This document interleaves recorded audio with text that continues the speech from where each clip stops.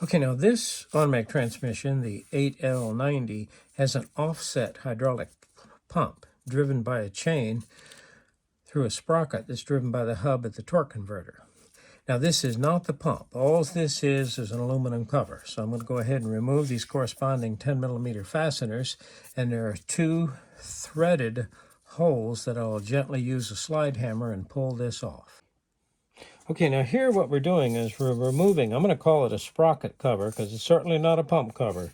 That pump is mounted to the valve body driven by a chain, but I can call this the sprocket cover, is that there is a big O-ring that provides the seal between the case and the cover, and that's a little stiff. And they have these threaded ports for you to use these slide hammers, and these are specifically for this. This is made by Street Side Tools.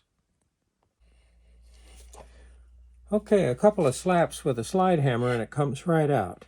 And here we see that O-ring, and we're going to get a brand new one in the kit. And as you can see, this just simply houses the front seal. And here we see the sprocket that's going to be driven by the hub of the torque converter. Okay, here we see the sprocket cover, and here's the sprocket and the chain that it drives. Now, one of the things that's a good idea is I actually use this type of paint. That's what it is. It's a little paint pen, and it just kind of lets me keep the components in correct orientation. And here we see the converter hub is going to be driving this sprocket, which will drive the sprocket there on the vane type pump. Okay, now the next stage, what we're going to be doing is removing what I'm going to call the stator support. So here we see the stator, and this stator support is also supporting the distribution sleeve that's going to support the turbine shaft and the corresponding clutch drums. And of course, obviously, my Teflon sealing rings are going to be on those too. Now, here is one very important O-ring that I need to remove at this time because I don't want to pull it past the bushing there on the stator support. And of course, I'm going to get a brand new one in the kit. And this is a critical O-ring because here, this is going to provide the seal there between the turbine shaft and the actual turbine converter clutch assembly. So I'm going to carefully set that here with my bolts. Now, I do have a nylon thrush washer. I'm going to go ahead and carefully mark it with the paint pen and remove it, and just simply set it over on the sprocket. Then I'm going to go progressively remove my 13 or 12mm bolts and go ahead and prepare to remove this assembly. Okay, here I've positioned the transmission up on, this is actually a section of plastic pipe, and I needed one thin sheet of plywood to space it correctly, and it's actually holding the stator support up. And I had one bolt that I just took out by hand, and now what I'm going to do is try and lift the case off of it. Now, why am I making such a big deal about this? Because, trust me, you are not going to load this transmission by lowering these components one at a time. You have 3 clutch packs to come through here with this assembly and one here. It'll be almost impossible to get them to line up correctly. But what you do is you actually set them up and line them up on this plastic pipe here on the support and just lower the case onto it. Very simple. Now, obviously, when General Motors is designing this transmission, they want to design it for Bob. And of course, that's something from Mr. Murrow there on his channel. And what is a Bob? Well, Bob is a blind one-arm builder. In other words, I would like to assemble this robotically. And so, hey, think about that when you're taking these late model units apart. How does Bob do it? Okay, so here we've carefully pulled the case from the input clutches, and here we see it right here. There are 3 input clutches, and there we see the input clutch assembly there on its stator support, here we see the case. Now, it was a little much for one man to lift this, so I kind of used my little overhead crane to give it a little help and slid it right off. And probably it would be easier if you go ahead and remove this back section first. This is an 8L90. The 8L45, 8L50 for the Cadillac is considerably smaller, and it's much easier to do that as far as lifting the case off. Now, you realize there when I'm setting this on here, the only thing that I have to worry about lining up is this splines there for the input shaft, and line up the teeth there for my sun gear for the planetary. So not much to line up, but if you're trying to load these clutches from the front, it's very difficult. Now I'm going to be removing the rear section of the transmission from the back. So the first thing I've got to do is remove my 15mm bolts. And of course I have a gasket, which is, I'm going to get a fresh one here in the kit. Okay, now as you try to lift the assembly out, what's going to happen is the parking pawl is going to catch my piston right there. So you've got to remove the retainer for the parking pawl.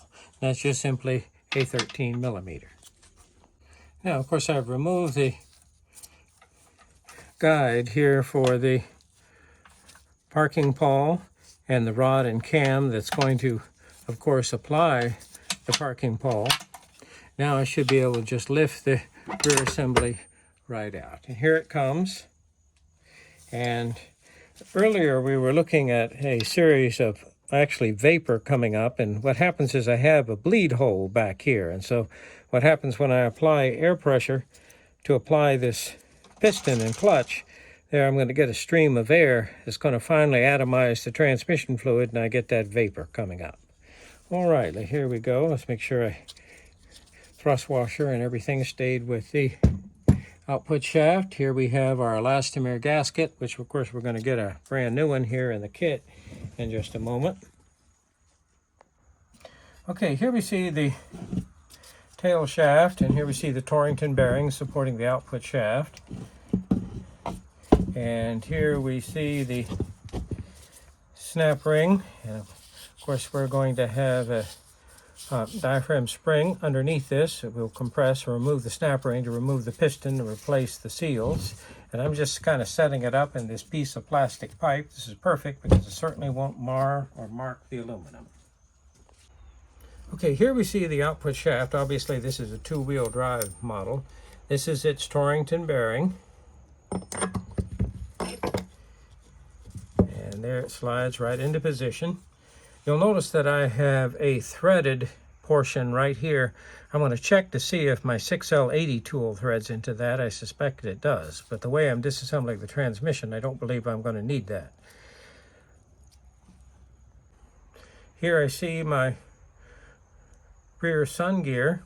I'm going to carefully mark this with a paint pen, but I just pulled it out of the planetary assembly, and there we'll set it right there on the output shaft, and I'm going to be laying the planetary assembly right there on top of it. Okay, here we have the output planetary, and there where it splines to the output shaft. I'm just very carefully setting it in position, and there we go. And I can continue to transfer the components from the case here. And what am I doing here? This is just kind of a staging area, keeping it all together. That way nothing gets mixed up. I can inspect everything carefully. Transmission looks in good condition after almost 200,000 miles. And here we see our next member. Now, these are actually the reluctor wheel for our intermediate speed sensor. The reluctor wheel here for the output shaft speed sensor is right here. Probably have to get into a position where you can see it better. I suspect the speed sensor is coming through this window on the side. It comes down further than the rest of the windows. Okay, let's continue on. Now, probably really the best way to do this is that you should disassemble the back of the transmission first, then remove the case from the front. It would make a much easier task of it. It would be much, much lighter. So much, much easier. Okay, now at this point, what I need to do is remove the snap ring, and this is going to be for the 1278 reverse brake. Now, the return spring for the piston's actually being compressed here, so it's going to be a little bit of a struggle there popping that snap ring out. And normally when we put this in, there are a couple of methods. One, we can actually use a type of spring compressor which has a threaded rod that will go through this portion to push this back down. But what we've also found is that spring's really not that strong, and sometimes what you can do is just kind of carefully push this down and work the snap ring back into its position, and you can see when it's fully seated. And I just mark this so that I note the orientation of the snap ring. Now here I'm just using one of my brass screwdrivers to pick the snap ring up, and as you can see it's coming up pretty easily without any problem whatsoever. And when I'm using a screwdriver, I like these bronze screwdrivers. What they're for is they're screwdrivers to be used in an explosive environment. And the idea is they can't produce a spark. That's kind of the idea, but they don't mar steel, and of course they can mar aluminum obviously, but they're fairly soft and you wouldn't want to use these on screws. This is for snap rings. It's here, came right out without any problem. And this is not a tapered snap ring, and we note its location, its orientation in the case. Now, obviously I have a port right here where I'm going to apply hydraulic pressure to apply the piston, so there's certainly no question as to this orientation. So we'll go ahead and lift it out of the case. Okay, we have carefully removed the snap ring. Now here we have the piston housing and the molded piston. This is the only molded piston in the transmission right here, and I did order one, so I'm going to get one of these with the kit. And I'm going to set this up here, and then here's the actual bevel type spring. It's not really that strong, so you can see it doesn't take too much to remove it. And this is what's actually bearing against the wave plate, which is, of course, pushing against our clutch back. I'm going to go ahead and remove this member right here. Now, this member is going to go with this assembly. Okay, so I'm just going to go ahead and set this here on this assembly, keeping everything together, noting all my thrust washers. Nothing is mixed up. And now let's take a look at the case. In the case, with the exception of the two brakes, is the only thing left in the case.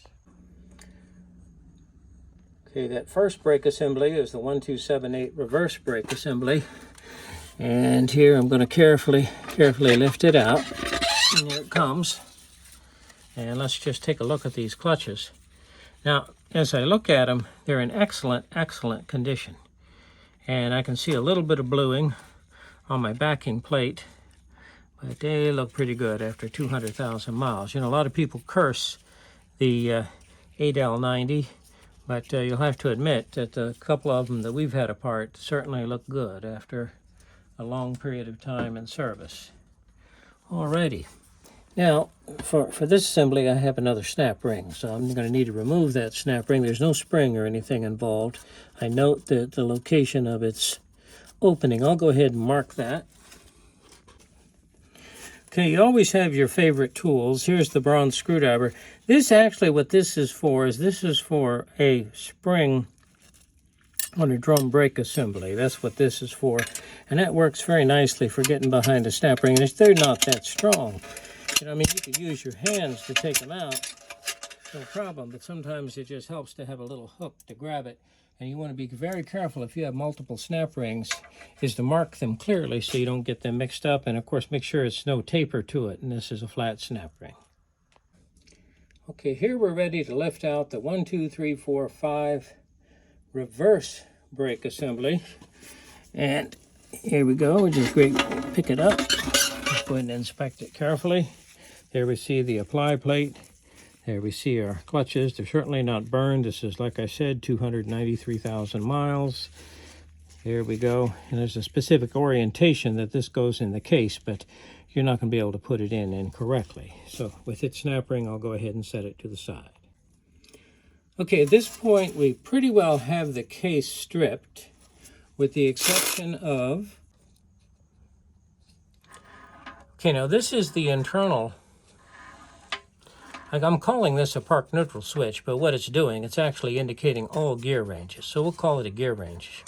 And it actually has a series of digital switches in it. So what it's doing is it's indicating whether you're in park, reverse, neutral, drive. And sometimes you have to look at these to see what is actually on this vehicle. This is obviously park, reverse, neutral, drive. And remember, this is an 8-speed, so obviously I have 2 positions below it. And it may or may not be used depending upon how the vehicle is designed. Now, if I'm going to remove this, obviously I'm going to have to remove these 2 pins. That's really not that difficult, and I probably will here. We do have a washing machine for cases, but this case is not really dirty, so I think it will just go to the solvent. But for a filthy case, we put it in the washing machine, which uses AlumiClean and heated water, and it does a pretty good job. Now, here on this pin right here, this is in a blind hole, so I have to actually pull it out. And I find this tool is very good for that. You want to grip it solidly and just carefully work it. And you can, without damaging it, you want to carefully pull it from the case. Now what we're going to do is use a combination of this brass drift, which I've already used it, to drive the pin down flush. And now I want to go ahead and use a pin punch to go ahead and finish pushing it out. And I'd like a pin punch that fits that as close as possible. Now we use these little yellow trays to hold our parts. So there's my 2 pins. They aren't going to go anywhere. And now I can go ahead and carefully remove the manual shaft. And let's see. It's going to come out without any problem. There it goes. Note the orientation. Go ahead and put this to the side, and here we go. I can go ahead and remove my parking pole actuator cam and the spring. You want to very carefully note its relationship. And we had a serious failure that kind of plagued us with one of these gear selector switches.